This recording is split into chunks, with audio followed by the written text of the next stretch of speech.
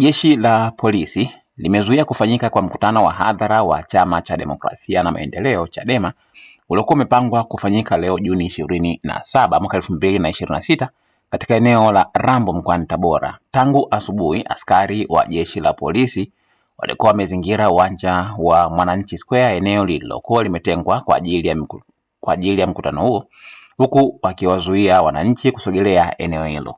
Kutokana na hali hiyo, msafara wa makamu mwenyekiti wa Chadema Bara John Heche uliondoka Tabora na kuelekea mkoani Kigoma kwa ajili ya kuendelea na ratiba nyingine za vikao na shughuli za chama.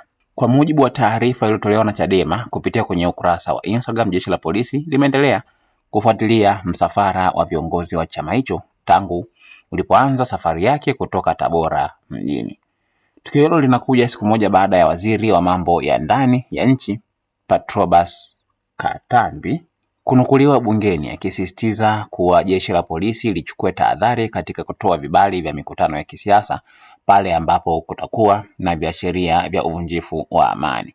Hata hivyo, hadi kufikia wakati huu jeshi la polisi halijatoa taarifa rasmi ikieleza sababu za kuzuia mkutano huo wa hadhara wa Chadema mkoani Tabora. Usiache kusubscribe channel yetu ya YouTube ambayo inasomeka Dodoma TV.